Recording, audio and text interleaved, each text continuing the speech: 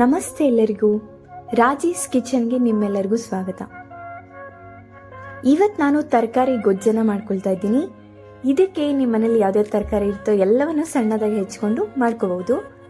ನಾನಿಲ್ಲಿ ಒಂದು ಪಾತ್ರೆಗೆ ಸ್ವಲ್ಪ ಎಣ್ಣೆ, ಸಾಸಿವೆ, ಜೀರಿಗೆ ಹಾಗೆ ಕರಿಬೇವನ್ನ ಸೇರಿಸ್ಕೊಂಡಿದ್ದೀನಿ. ಈಗ ನಾವು ಸಣ್ಣದಾಗಿ ಹೆಚ್ಚಿಟ್ಕೊಂಡಿರೋಂಥ ಈರುಳ್ಳಿನ ಸೇರಿಸ್ಕೊಳ್ತಾ ಇದ್ದೀನಿ. ಲೋ ಫ್ಲೇಮಲ್ಲಿ ಇಟ್ಕೊಂಡು ಒಂದೊಂದೇ ತರಕಾರಿನ ಹಾಕೊಂಡು ಫ್ರೈ ಮಾಡ್ಕೊಳ್ತಾ ಬರಬೇಕಾಗುತ್ತೆ.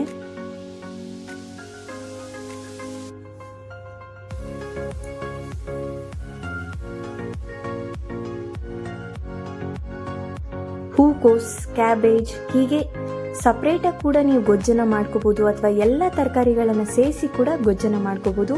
ತುಂಬಾ ರುಚಿಯಾಗಿ ಬರುತ್ತೆ. ಚಪಾತಿ ಅಥವಾ ಅನ್ನಕ್ಕೆ ಸೇರಿಸಿ ತಿನ್ನೋಕೆ ತುಂಬಾ ಚೆನ್ನಾಗಿರುತ್ತೆ. ನಾನಿಲ್ಲಿ ಸ್ವಲ್ಪ ಉಳಿದಿರುವಂತ ಕ್ಯಾರೆಟ್ ಅನ್ನ ಕೂಡ ಸಣ್ಣದಾಗಿ ಹೆಚ್ಚಿಕೊಂಡು ಸೇರಿಸ್ಕೊಂಡಿದ್ದೀನಿ.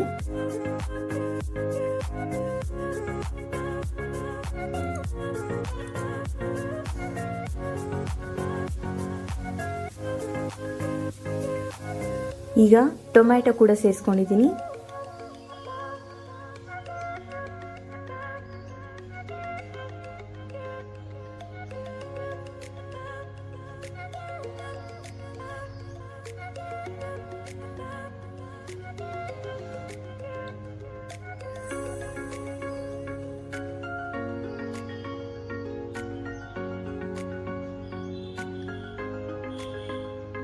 ಈಗ ಸಣ್ಣದಾಗಿ ಹೆಚ್ಚಿಟ್ಕೊಂಡಿರುವಂತ ಸೌತೆಕಾಯಿ ಕೂಡ ಸೇರಿಸ್ಕೊಳ್ತಾ ಇದ್ದೀನಿ. ಒಂದು 5-10 ನಿಮಿಷ ಚೆನ್ನಾಗಿ ತಾಳಿಸ್ಕೊಳ್ಳಿ ಎಲ್ಲವನ್ನು.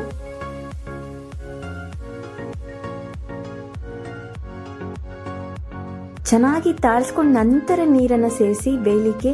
ಮುಂಚೆನೆ ಸೇರಿಸಬೇಡಿ, ತುಂಬಾ ಚೆನ್ನಾಗಿ ಬರಲ್ಲ ಅದು. ಕೆಲವರು ಏನ್ ಮಾಡ್ತಾರಂದ್ರೆ ಒಂದು 5 ನಿಮಿಷ ಫ್ರೈ ಮಾಡ್ಬಿಟ್ಟು ನೀರು ಹಾಕ್ಬಿಡ್ತಾರೆ. ಅದು ಚೆನ್ನಾಗಿ ಬರಲ್ಲ ಆಕ್ಚುಲಿ ಟೇಸ್ಟ್. ಸೊ ಈಗ 1 ಸ್ಪೂನ್ ಅಷ್ಟು ಅರಿಶಿನ ಪುಡಿಯನ್ನು ಸೇರಿಸ್ಕೊಳ್ತಾ ಇದ್ದೀನಿ.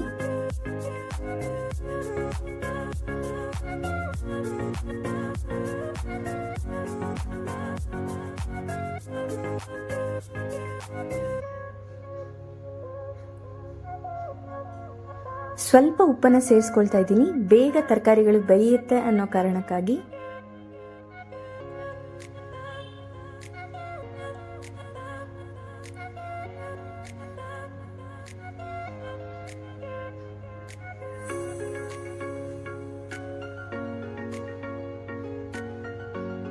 ಒಂದು 5-10 ನಿಮಿಷ ಚೆನ್ನಾಗಿ ಫ್ರೈ ಮಾಡಿದ ನಂತರ ನಾನಿಲ್ಲಿ ಸ್ವಲ್ಪ ನೀರನ್ನ ಸೇರಿಸ್ಕೊಳ್ತಾ ಇದ್ದೀನಿ.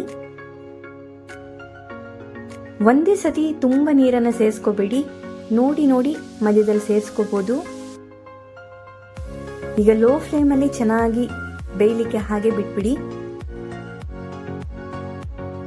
ನೋಡ್ತಾ ಇದ್ದೀರಲ್ಲ, ಕುದಿ ಬರ್ತಾ ಇದೆ. ನಿಮ್ಗೆ ನೀರ್ ಕಮ್ಮಿ ಅನಿಸ್ತು, ಇನ್ನ ಬೆಂದಿಲ್ಲ ಅಂತ ಹೇಳಿದ್ರೆ ಮತ್ತೆ ಸ್ವಲ್ಪ ನೀರನ್ನ ಸೇರಿಸ್ಕೋಬಹುದು. ಈಗ ನಾನು ಸೈಡಲ್ಲಿ ಅನ್ನ ಕೂಡ ಮಾಡ್ಕೊಳ್ತಾ ಇದ್ದೀನಿ.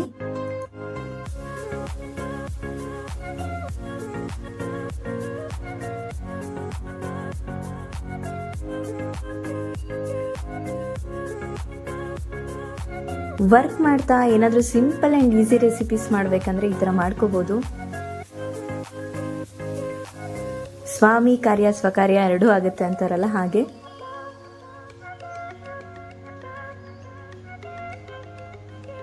ನೋಡಿ, ಈ ತರ ಮಧ್ಯ ಮಧ್ಯದಲ್ಲಿ ನೀರು ಸೇರಿಸ್ಕೋಬಹುದು ಬೆಂದಿಲ್ಲ ಅಂತ ಹೇಳಿದ್ರೆ.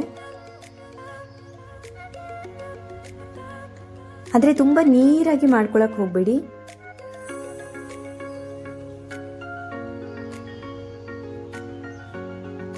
ಎಲ್ಲವೂ ಚೆನ್ನಾಗಿ ಬೆಂದ ನಂತರ 1-2 ಸ್ಪೂನ್ ಅಷ್ಟು ಖಾರ ಪುಡಿ,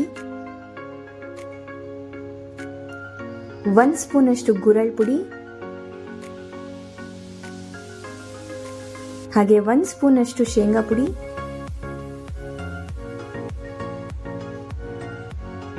1-2 ಸ್ಪೂನ್ ಅಷ್ಟು ಗರಂ ಮಸಾಲ ಸೇರಿಸ್ಕೊಳ್ತಾ ಇದ್ದೀನಿ. ಎಲ್ಲವನ್ನು ಚೆನ್ನಾಗಿ ಮಿಕ್ಸ್ ಮಾಡ್ಕೊಳ್ಳಿ. ತುಂಬಾನೇ ಟೇಸ್ಟಿಯಾಗಿ ಬರುತ್ತೆ ಈ ತರ ಗೊಜ್ಜು ಮಾಡ್ಕೊಂಡ್ರೆ. ನೋಡಿ ಅಮ್ಮ ಎಳ್ಳಿನ ಉಂಡೆ ಮಾಡಿಕೊಟ್ಟಿದ್ರು, ಬಿಳಿ ಎಳ್ಳು ಹಾಗೆ ಕರಿ ಎಳ್ಳಿಂದು. ದಿನ ತಿನ್ನೋಣ ಅನ್ಕೋತಾ ಇದ್ದೀನಿ, ಆಗ್ತಾನೆ ಇಲ್ಲ. ಯಾರ್ಯಾರಿಗೆ PCOD PCOS ಪ್ರಾಬ್ಲಮ್ ಇದೆಯೋ ಎಳ್ಳಿನ ಉಂಡೆ ತಿಂತ ಬನ್ನಿ, ಸ್ವಲ್ಪ ಮಟ್ಟಿಗೆ ಕಡಿಮೆ ಆಗುತ್ತೆ. ನೋಡ್ತಾ ಇದ್ದೀರಲ್ಲ, ನಮ್ಮ ತರಕಾರಿ ಗೊಜ್ಜು ರೆಡಿ ಆಗಿದೆ. ಕೊನೆಯದಾಗಿ ರುಚಿಗೆ ತಕ್ಕಷ್ಟು ಉಪ್ಪನ್ನು ಸೇರಿಸಿದೆ. ನಿಮಗೆ ರುಚಿಯಾದ ತರಕಾರಿ ಗೊಜ್ಜು ರೆಡಿ ಆಗುತ್ತೆ. ಬಿಸಿ ಬಿಸಿ ಚಪಾತಿಯೊಂದಿಗೆ ಸವಿಯಲು ಸಿದ್ಧ ಫ್ರೆಂಡ್ಸ್. ಸೊ ನೀವು ಕೂಡ ಮನೇಲಿ ಟ್ರೈ ಮಾಡಿ, ಹೇಗೆ ಬಂತು ಅಂತ ಕಮೆಂಟ್ ಸೆಕ್ಷನಲ್ಲಿ ಮೆನ್ಷನ್ ಮಾಡಿ. ಲೈಫಲ್ಲಿ ಏನೇ ಬರಲಿ ಯಾವಾಗಲೂ ಖುಷಿಯಾಗಿರಿ, ಟೆನ್ಷನ್ಸ್ನ ತುಂಬ ತಲೆಗೆ ತಗೋಬೇಡಿ. ಯಾಕಂದರೆ ಆರೋಗ್ಯ ತುಂಬಾ ಮುಖ್ಯ, ಏನು ಕೊಟ್ಟರು ಆರೋಗ್ಯ ಸಿಗಲ್ಲ. ಸೊ ಹಾಗಾಗಿ ಆರೋಗ್ಯದ ಕಡೆ ಗಮನ ಕೊಡಿ. ಆದಷ್ಟು ಆರೋಗ್ಯಕರವಾದ ತಿಂಡಿ ತಿನಿಸುಗಳನ್ನ ತಿಂತಾ ಬನ್ನಿ. ನಾನು ಸಿಗ್ತೀನಿ ನೆಕ್ಸ್ಟ್ ವಿಡಿಯೋದಲ್ಲಿ. ಬಾಯ್.